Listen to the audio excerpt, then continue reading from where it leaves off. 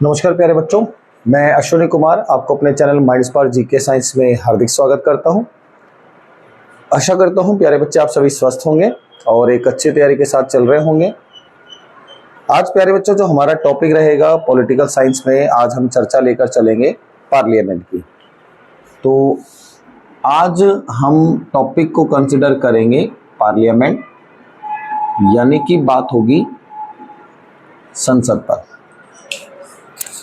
Parliament यानी कि प्यारे बच्चों संसद, तो इसमें सबसे पहला पॉइंट आएगा प्यारे बच्चों कि जो हमारी पुरानी संसद भवन का डिजाइन देने वाला पर्सन, पुरानी संसद भवन का डिजाइन दिया।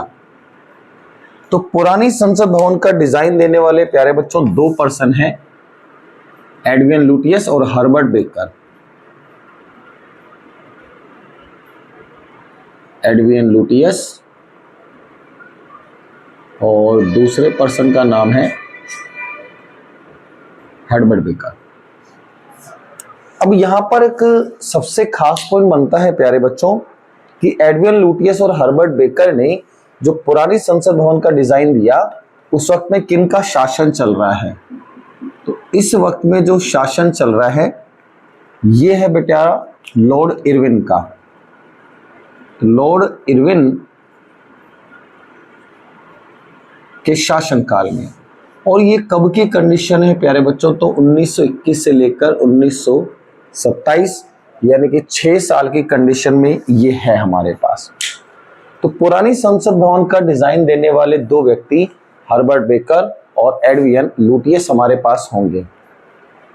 लॉर्ड इरविन का शासन चल रहा है 1921 से लेकर 1927 तक के वक्त की कंडीशन आ रही है। अब यहां पर प्यारे बच्चों एक सबसे इंपॉर्टेंट पॉइंट बनकर चलता है कि जो वर्तमान में नई संसद है इसका डिजाइन किसने दिया। तो यहां पर हम लेकर चले नई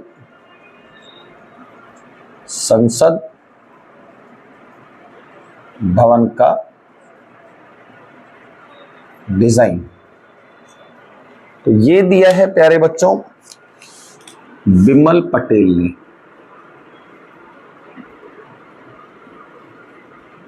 और नई जो संसद हमारे पास है इसका शेप कुछ ऐसा ट्रायंगुलर के रूप में दिखाई देगा। इसी में ही अगर हम चर्चा लेकर चलें, नई संसद के प्रवेश द्वार का नाम, तो नई संसद भवन का जो प्रवेश द्वार है प्यारे बच्चों इसका नाम रखा गया है गरुड़। तो नई संसद भवन के प्रवेश द्वार का नाम है गरुड़। अब यहां प्यारे बच्चों एक बहुत अच्छा और इंपॉर्टेंट क्वेश्चन बनता है कि जो पुरानी संसद थी इसका जो फोटो हुआ करती थी वो भारत के कितने रुपए के नोट पर? तो ये प्यारे बच्चों भारत के 50 रुपए के नोट पर इसकी तस्वीर आती थी, और 50 रुपए का भी प्यारे बच्चों पुराने वाला नोट। तो यहां पर कंसिडरेशन पॉइंट है पुरानी संसद भवन की फोटो।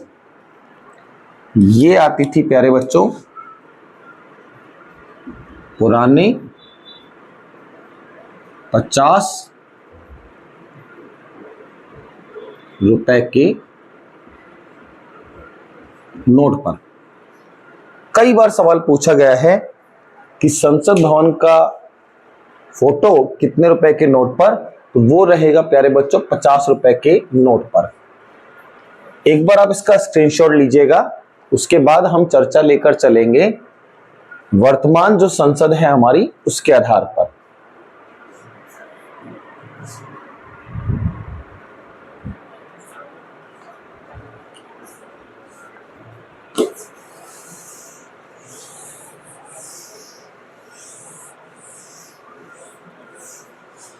यहां से हम अब कंसिडर करेंगे प्यारे बच्चों आर्टिकल की कुछ शुरुआत होगी।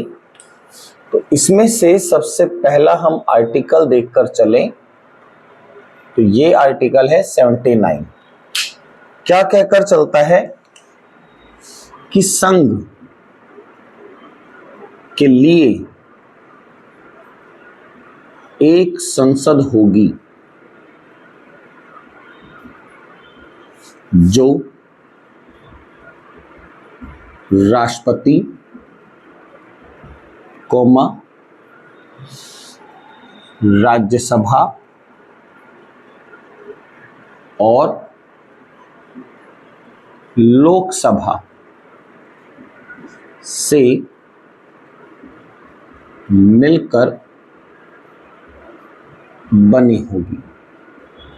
तो प्यारे बच्चों, आर्टिकल नंबर जो 79 हमारे संसद के बारे में कहता है कि संघ के लिए, संघ यानी कि प्यारे बच्चों यूनियन, संघ के लिए एक संसद होगी जो बनकर चलेगी आपकी राष्ट्रपति, राज्यसभा और लोकसभा। इसीलिए कहा जाता है कि राष्ट्रपति संसद का अभिन्न अंग है। सेम संसद के अंग हो जाते हैं 3, लेकिन भाग हो जाते हैं 2, एक राज्यसभा और एक लोकसभा। अगर हम इसमें चर्चा लेकर चले कि संसद के भाग देखें तो प्यारे बच्चों संसद के भाग दिखाई देंगे आपको 2। एक नाम है राज्यसभा और एक नाम हो जाएगा लोकसभा। अगर इनके साथ हम आर्टिकल रखें तो यहां पर आर्टिकल 79, यहां 80 और यहां पर 81, तो हम इसी को ही कंसिडर कर कर चलेंगे। इनमें से अब हम बात लेकर चलेंगे अपनी राज्यसभा के साथ। यहां कंडीशन बनेगी अब हमारे पास आर्टिकल नंबर 80। ये कहकर चलता है राज्यसभा यानी कि काउंसिल ऑफ स्टेट्स, तो बात होगी राज्यसभा, इसी का ही नाम है प्यारे बच्चों काउंसिल ऑफ स्टेट्स। राज्यसभा को पहले काउंसिल ऑफ स्टेट्स ही कहा जाता था, लेकिन अब आपने गौर किया होगा हम काउंसिल ऑफ स्टेट्स की जगह नाम यूज करते हैं राज्यसभा, तो यानी कि नाम बदला होगा। तो राज्यसभा का आज जो वर्तमान नाम है वो हमारे पास कब बदला गया, तो यहां पर एक हमारे पास डेट कंसिडर होकर आती है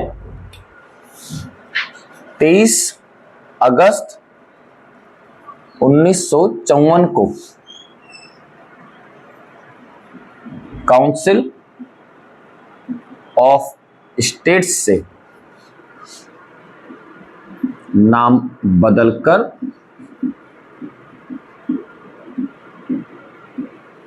राज्यसभा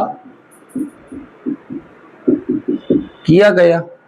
यानी कि 23 अगस्त 1954 को ही प्यारे बच्चों काउंसिल ऑफ स्टेट्स की जगह नाम होकर आ गया हमारे पास राज्यसभा। राज्यसभा को ही हम कहकर चलते हैं उच्च सदन या वयोवृद्ध सदन। ये भी हम किसकी बात लेकर चलते हैं, राज्यसभा के साथ। दोबारा से देखें, आर्टिकल नंबर 79 बोलकर चलता है कि संघ के लिए एक संसद होगी जो राष्ट्रपति, राज्यसभा और लोकसभा तीनों से मिलकर बनी होगी। संसद के अंग होते हैं 3, एक राष्ट्रपति, एक राज्यसभा और एक लोकसभा। लेकिन भाग देखोगे तो बेटा भाग हो जाएंगे 2, एक राज्यसभा और एक लोकसभा। ये 79 राज्यसभा 80, लोकसभा 81। आर्टिकल 80 में चर्चा होगी राज्यसभा की, जिसको अपन कहते थे काउंसिल ऑफ स्टेट्स। तो 23 अगस्त 1954 को ही काउंसिल ऑफ स्टेट्स से नाम बदलकर क्या हो गया, राज्यसभा। स्क्रीनशॉट रखिएगा प्यारे बच्चों।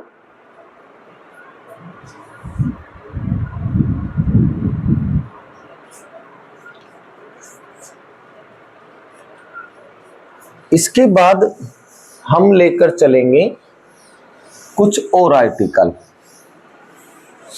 जिनमें से एक हमें दिखाई देगा आर्टिकल 81। ये बताता है प्यारे बच्चों राज्यसभा की अधिकतम सीटें, और राज्यसभा की अधिकतम सीटें आपके पास होंगी तो ये हो जाती हैं कितनी, 250। इसको भी अपन ब्रीफ कर लेंगे कि 250 में से 12 सदस्य नॉमिनेट करता है राष्ट्रपति और 238 सदस्य हो जाते हैं केंद्र और राज्यों से। 238 में से भी प्यारे बच्चों अगर हम रखें तो वर्तमान में हम सदस्य रखकर चलते हैं 245। 5 सदस्य कहां के हैं, हम पीओके के मान के चलते हैं कि जब पीओके हमारे पास आएगा तो हम 5 सदस्य वहां से रखेंगे। बाकी सदस्य फिर वापस से 233 राज्य और केंद्र शासित प्रदेशों से, जिनमें से वर्तमान हम रखें तो 225 सदस्य प्यारे बच्चों कहां से, राज्यों से। 8 सदस्य हो जाते हैं यूटी से और बाकी सदस्य हो जाते हैं मनोनीत। उनको अपन आगे वाले पॉइंट में चर्चा करेंगे। इसके बाद एक आर्टिकल आता है 82। तो ये बताकर चलता है प्यारे बच्चों कि 238 सदस्य राज्यों से हैं प्लस 12 सदस्य राष्ट्रपति द्वारा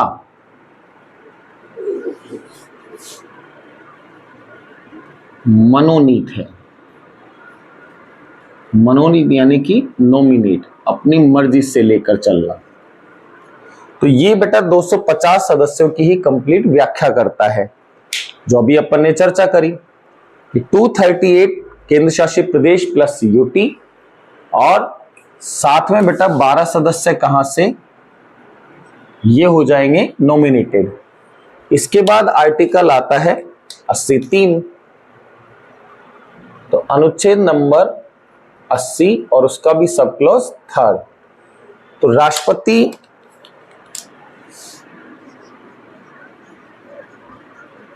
बारह सदस्यों को मनोनीत करता है। जो अभी हमने बात करी, राष्ट्रपति 12 सदस्य को क्या करेगा प्यारे बच्चों, नॉमिनेट। ये सदस्य किसके होंगे, साहित्य, विज्ञान, कला, समाज। ये सदस्य होने चाहिए साहित्य, विज्ञान, कला, समाज। यानी कि इन क्षेत्रों से कोई फेमस पर्सन है जिसने कला के क्षेत्र में, आर्ट में एक अच्छा कार्य किया है, फिल्म के क्षेत्रों में हो, विज्ञान के क्षेत्र में अच्छा कार्य किया है, तो उस सदस्य को राष्ट्रपति नॉमिनेट कर सकता है, मनोनीत कर सकता है। इसके बाद चर्चा होती है कि पहली नॉमिनेटेड महिला कौन है। रुक्मणी देवी प्रथम नॉमिनेटेड महिला, नाम आता है रुक्मणी देवी।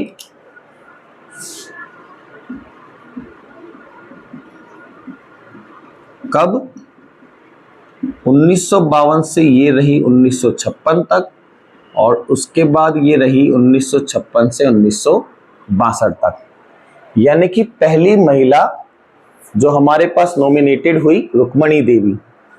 और अगर हम बात करें, दारा सिंह भी नॉमिनेटेड पर्सन रहे हैं राज्यसभा के ही। नेक्स्ट इसके बाद हम लेकर चले 83 के बाद, तो यहां पर एक खास पॉइंट बनकर चलता है आर्टिकल 83(1). बहुत इंपॉर्टेंट पॉइंट है प्यारे बच्चों कि राज्यसभा कभी भी भंग नहीं की जा सकती है। राज्यसभा प्यारे बच्चों कभी भी भंग नहीं होती है। राज्यसभा के सदस्य, उनका कार्यकाल जरूर आता है 6 वर्ष का। लेकिन राज्यसभा चाहे राष्ट्रपति शासन ही क्यों ना चल रहा हो, राज्यसभा आपकी हमेशा एज ए वर्किंग कंडीशन में रहती है।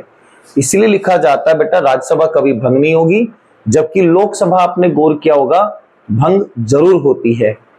यही कारण है कि 1952 से जब से हमारी लोकसभा बनी है आज तक लोकसभा पहले नंबर की ही चल रही है, कारण राज्यसभा भंग तो होती ही नहीं। इसके बाद हम अगर पॉइंट देखकर चले तो यहां पर सबसे पहला पॉइंट बनकर चलेगा बेटा, प्रथम ही कह सकते हैं हम, प्रथम राज्यसभा का गठन। बाकी अगर प्रथम हटा दें तो वो भी उचित ही है। राज्यसभा का पहली बार गठन किया गया बेटा 3 अप्रैल 1952 को, 3 अप्रैल 1952 को। लेकिन अगर हम बात लेकर चलें कि राज्यसभा की पहली बैठक, राज्यसभा की प्रथम बैठक, और राज्यसभा की प्रथम बैठक रही है 13 मई 1952 को। रिपीट कर लेते हैं। आर्टिकल 81 में कहते हैं बेटा राज्यसभा की मैक्सिमम सीट कितनी है, 250 है। 82 में कहकर चलते हैं बेटा 238 सदस्य होंगे राज्यों से, 12 सदस्य राष्ट्रपति द्वारा मनोनीत है। 238 सदस्य में राज्य प्लस यूटी दोनों शामिल हैं। इसके बाद प्यारे बच्चों राष्ट्रपति 12 सदस्यों को जो नॉमिनेट करेगा वो कौन होंगे, तो साहित्य, विज्ञान, कला और समाज के क्षेत्र के व्यक्ति हैं। प्रथम नॉमिनेटेड महिला कौन है, रुक्मणी देवी है। 1952 से लेकर 56 और 56 से 62 तक ये अपने पास रही हैं, राज्यसभा में कार्य किया है।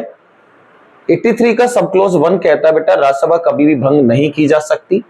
तो पहली बार राज्यसभा का गठन कब हुआ, 3 अप्रैल 1952 को, और राज्यसभा की पहली बैठक कब हुई, तो 13 मई 1952 को। एक बार आप स्क्रीनशॉट रखिएगा, फिर हम आगे चलते हैं।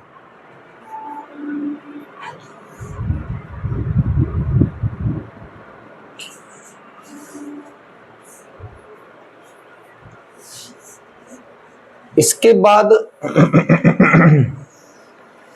अपन कुछ कंसीडरेशन पॉइंट लेकर चलते हैं कि राज्यसभा जब पहली बार बनी हमारे पास तो उस वक्त में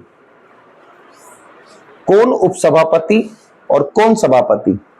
तो यहां ध्यान रखना प्यारे बच्चों, राज्यसभा का पदेन सभापति, तो राज्यसभा का पदेन सभापति रहेगा हमेशा हमारे पास कौन, उपराष्ट्रपति। अब यहां से पॉइंट हमें बने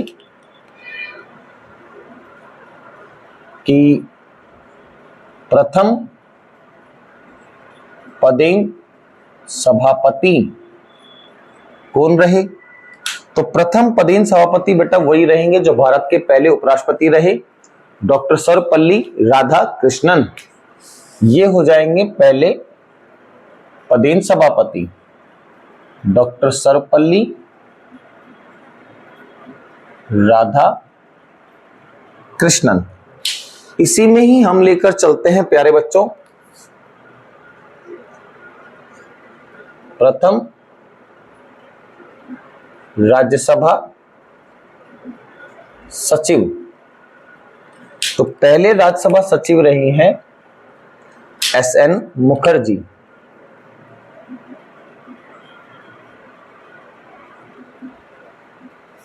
अब बात आएगी कि वर्तमान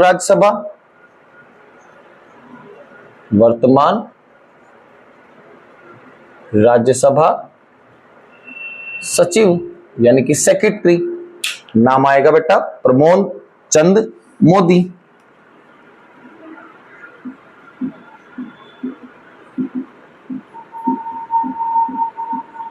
यहीं पर ही एक और सबसे खास पॉइंट बनेगा बेटा, राज्यसभा के प्रथम उपसभापति। तो प्रथम उपसभापति रहे हैं SV कृष्णमूर्ति राव, नाम है SV कृष्णमूर्ति राव। और अगर अपन लेकर चले वर्तमान राज्यसभा उपसभापति, नाम है हरिवंश नारायण सिंह। हरिवंश नारायण सिंह। यहां प्यारे बच्चों एक बहुत अच्छा पॉइंट बनता है, नोट में कंसीडर कर लेते हैं। उपसभापति, तो उपसभापति का चुनाव कैसे होगा? तो उपसभापति राज्यसभा सदस्यों में से ही चुना जाता है। और जब राज्यसभा के सदस्यों से ही चुना जाता है बेटा, तो इसका कार्यकाल कितना होगा? तो इसका कार्यकाल हो जाएगा सीधा सीधा हमारे पास 6 वर्ष का। 6 ईयर के लिए हमारे पास उपसभापति होगा, जो बेटा वर्क करता है एज ए राज्यसभा के वाइस चेयरमैन या उपसभापति के रूप में। सभापति पूछे तो बेटा 100% कौन होगा? उपराष्ट्रपति होगा। तो राज्यसभा के पदेन सभापति को क्या कहें? उपराष्ट्रपति। प्रथम कौन होंगे? सर्वपल्ली राधाकृष्णन। ऐसे ही राज्यसभा में बेटा सेक्रेटरी जनरल होते हैं, उनको सचिव कहते हैं अपन। SN मुखर्जी प्रथम थे। वर्तमान कौन है? प्रमोद चंद्र मोदी। पहली राज्यसभा के उपसभापति कौन थे? SV कृष्णमूर्ति राव। और वर्तमान कौन है? हरिवंश नारायण सिंह। राज्यसभा के जो सदस्य हैं उन्हीं से ही बेटा उपसभापति का चुनाव कर लिया जाता है, जिसका कार्यकाल हमारे पास कितना होकर चलेगा? 6 वर्ष के साथ चलेगा। एक बार आप बेटा इसका स्क्रीनशॉट रखें, फिर अपन आगे चलते हैं।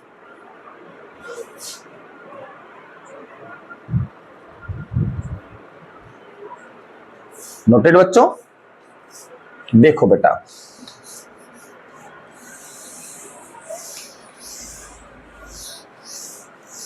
यहां पर सबसे अच्छा जो पॉइंट अपने पास है वो बनकर चलता है कि जब पहली बार कि प्रथम राज्यसभा, तो पहली राज्यसभा की हमारे पास बैठक होकर चली थी, तारीख थी प्यारे बच्चों 13 मई 1952 के समय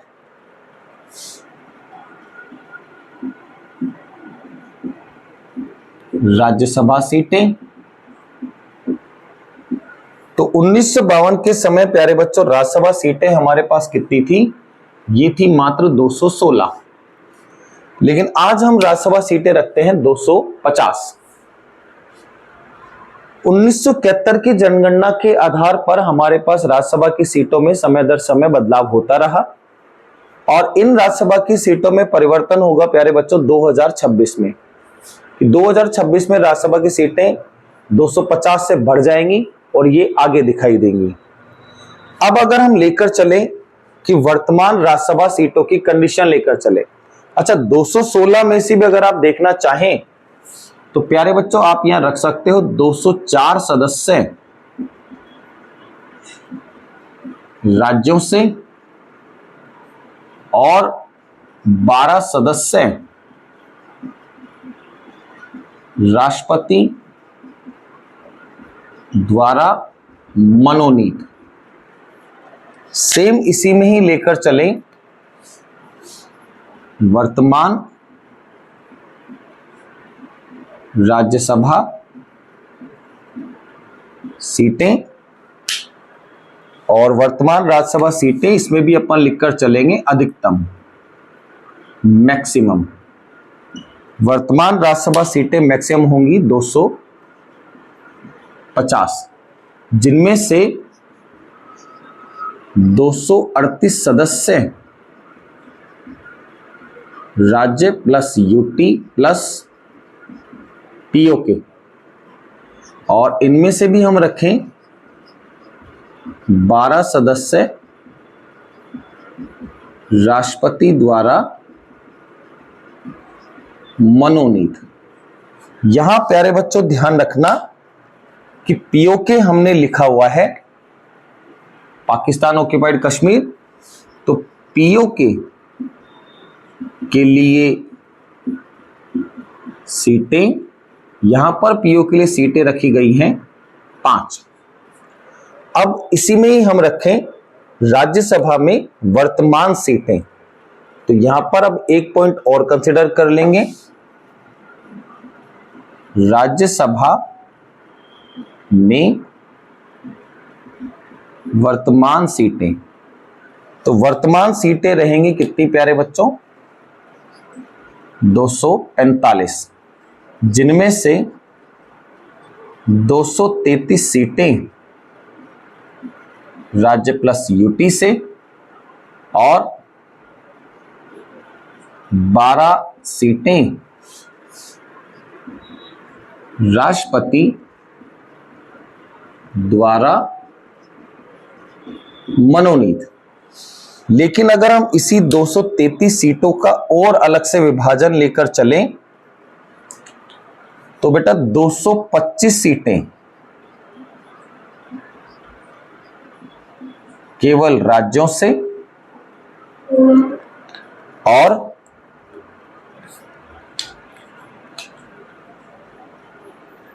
8 सीटें यूटी से। अब ये 8 यूटी से हैं, तो यहां पर कौन कौन दिखाई देगा, तो यहां पर दिखाई देगा बेटा दिल्ली,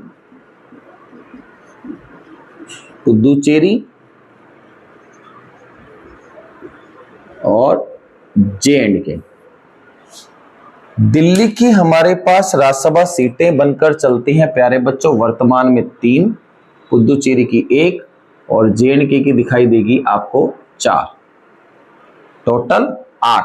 225 प्लस 8 233, 233 और 12 सदस्य बेटा कितने हो गए, 245 सदस्य हो गए। रिपीट करते हैं, राज्यसभा जब पहली बार बेटा गठन किया गया 13 मई 1952 को जब बैठक बनी तो उस वक्त राज्यसभा में सीटें थी 216।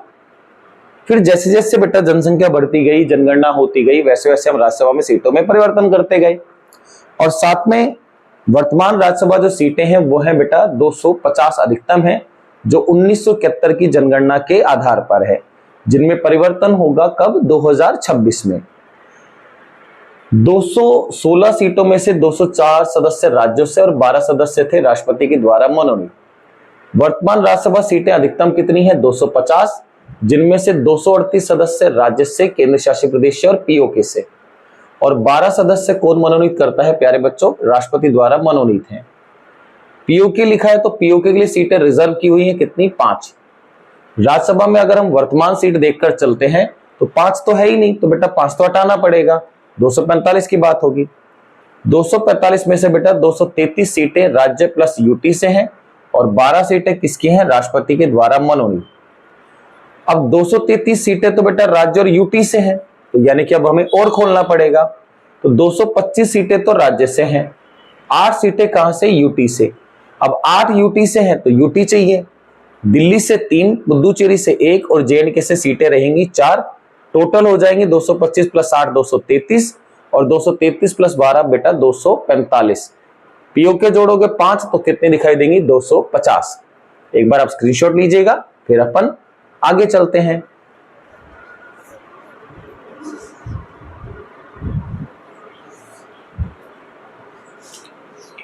ओके प्यारे बच्चों, इसके बाद अगर हम बात करें कि राज्यसभा सदस्य बनने के लिए आपकी क्या योग्यता होनी चाहिए, तो यहां पर कंसिडरेशन पॉइंट आएगा राज्यसभा सदस्य बनने के लिए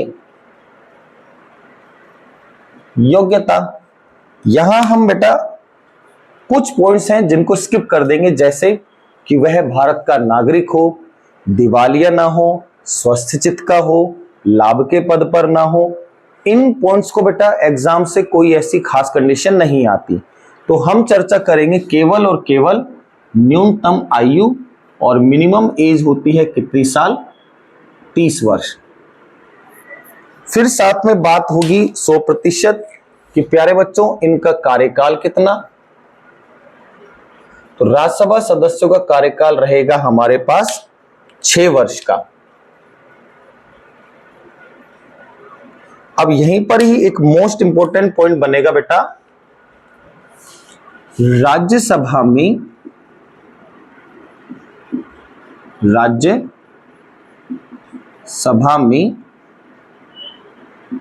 प्रत्येक 2 वर्ष बाद 1/3 सदस्य रिटायर हो जाते हैं तथा नए सदस्य शामिल होते हैं। यानी कि हर 2 साल में राज्यसभा की टोटल सीटों का 1/3 सदस्य जो होंगे उनका कार्यकाल 6 वर्ष का पूरा हो जाता है, और उसकी जगह फिर प्यारे बच्चों नए सदस्य हम शामिल कर लेते हैं। इसके साथ साथ एक हमारे पास और पॉइंट बनता है कि राज्यसभा सदस्यों का निर्वाचन कैसे हो। तो यहां पॉइंट लेकर चलेंगे,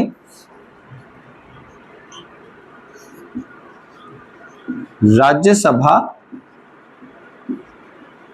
सदस्यों का निर्वाचन यानी कि इलेक्शन, और राज्यसभा सदस्यों का निर्वाचन यानी कि इलेक्शन होकर चलता है, ये होगा राज्य विधानसभा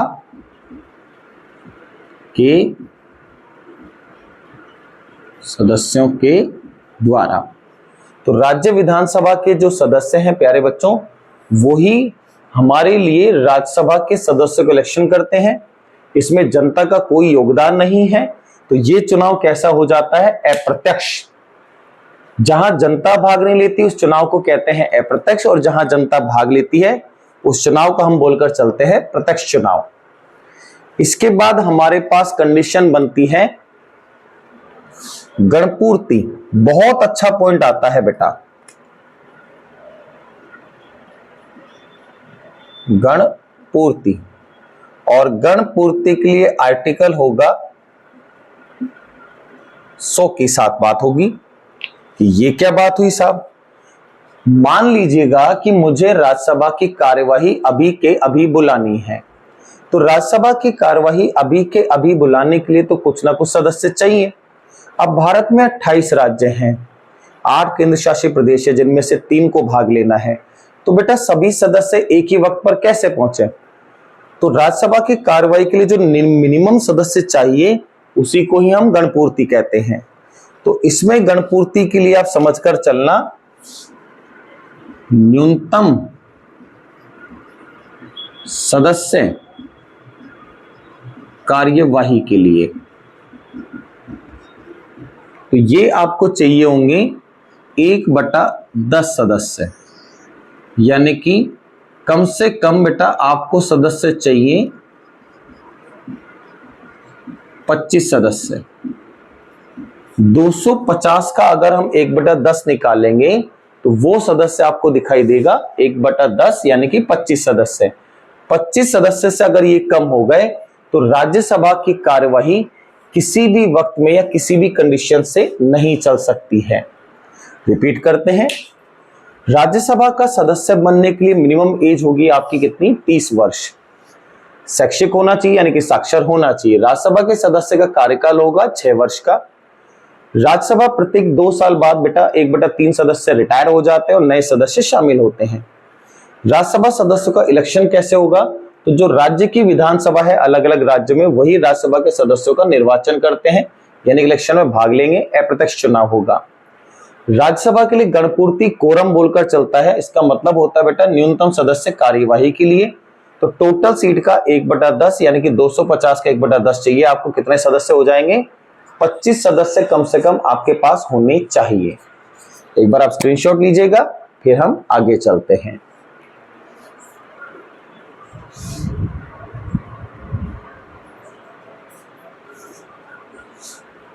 ओके प्यारे बच्चों, अब यहां पर हम लेकर चलेंगे कि भारत में अलग अलग जो राज्य हैं उनमें किस प्रकार से राज्यसभा की सीटें हैं। राज्य प्लस यूटी में राज्यसभा की सीटें।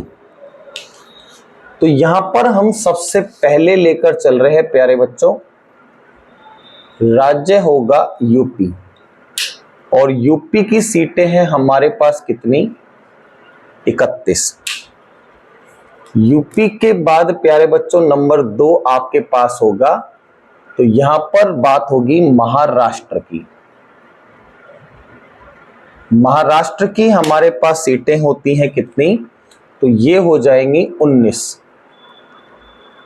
इसके बाद हमारे पास राज्य आएगा तमिलनाडु,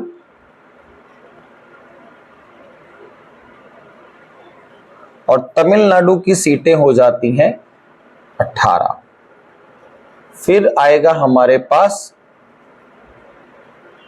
पश्चिम बंगाल, और पश्चिम बंगाल की भी सीट हो जाती है 18।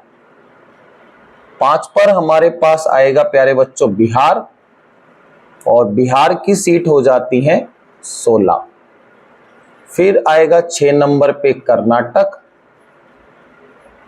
और कर्नाटक की सीट हो जाती है 12। फिर हमें दिखाई देगा गुजरात, और गुजरात की सीट हो जाती है 11। फिर हमें एक और कंसिडर होगा नंबर 8, नाम आएगा आंध्र प्रदेश, और आंध्र प्रदेश की सीट हो जाएंगी 11। 9 पर दिखाई देगा एमपी, और एमपी की सीट भी हो जाएंगी 11। 10 पर दिखाई देगा प्यारे बच्चों ओडिशा, और ओडिशा की सीट हो जाती है 10। 11 पर दिखाई देगा राजस्थान, और राजस्थान की सीट भी हो जाती है 10। इसके बाद अगर हम और लेकर चलें तो नंबर 12 अगर देखकर चलें, राजस्थान के बाद हमारे पास नंबर 12 राज्य आकर चलेगा केरल, और केरल की सीट है 9। इसके बाद हम देखेंगे असम की सीट है 7। फिर देखकर चलेंगे पंजाब, और पंजाब की सीट हो जाती है हमारे पास 7। फिर देखकर चलेंगे हम 15 तेलंगाना, और तेलंगाना की सीट हो जाती है 7। फिर चाहिए हमें झारखंड की भी सीट हो जाएंगी 6। फिर चाहिए हमारे पास छत्तीसगढ़, और छत्तीसगढ़ की सीट हो जाती है 5। फिर चाहिए हमें हरियाणा, यहां पर सीट हो जाएंगी 5। फिर चाहिए हमें 19 पर जेएंडके की सीट हो जाती है 4। फिर चाहिए हमें 20 हिमाचल प्रदेश 3। फिर चाहिए हमें 21 दिल्ली 3। फिर चाहिए हमें 22 उत्तराखंड,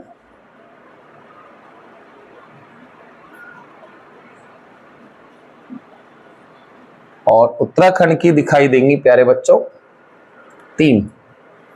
इसके बाद हम देखकर चले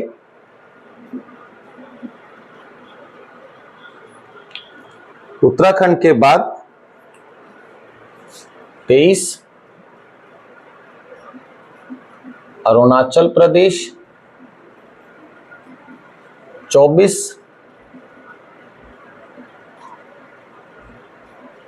सिक्किम,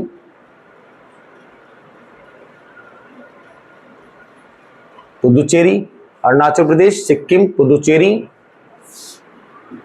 मणिपुर,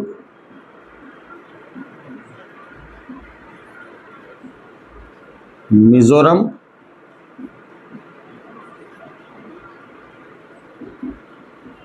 मेघालय। यहां पर सीटें हो जाएंगी 1 1 1 1 1 1। उसके बाद दिखाई देगा बेटा त्रिपुरा 29 में, त्रिपुरा 1 सीट। फिर एक हम लेकर चल सकते हैं गोवा, गोवा की भी 1 सीट। तो अरुणाचल प्रदेश, गोवा, मणिपुर, मेघालय, मिजोरम, नागालैंड, क्योंकि 31 बनने हैं, और नागालैंड, यहां सीट कितनी हो जाएगी 1। तो यहां अभी हमने जो ये पॉइंट बनाए प्यारे बच्चों, तो अगर कोई भी आपसे पूछे कि सबसे कम सीटें किसकी हैं, तो यहां पर ये हो गई बेटा सबसे कम में अरुणाचल प्रदेश, सिक्किम, पुदुचेरी, मणिपुर, मिजोरम, मेघालय, नागालैंड, सिक्किम, गोवा और पुदुचेरी, इन सब की सीटें हैं 1 1। और सबसे ज्यादा सीटें किसकी होंगी, तो सबसे ज्यादा सीटें हैं प्यारे बच्चों किसकी, उत्तर प्रदेश की, यूपी की। यूपी के बाद प्यारे बच्चों फिर महाराष्ट्र, फिर तमिलनाडु, फिर पश्चिम बंगाल, बिहार, कर्नाटक, गुजरात, आंध्र प्रदेश, एमपी, ओडिशा, राजस्थान, इसी प्रकार से आगे चलेगा। एक बार आप इसका स्क्रीनशॉट लीजिएगा, फिर हम आगे चलते हैं।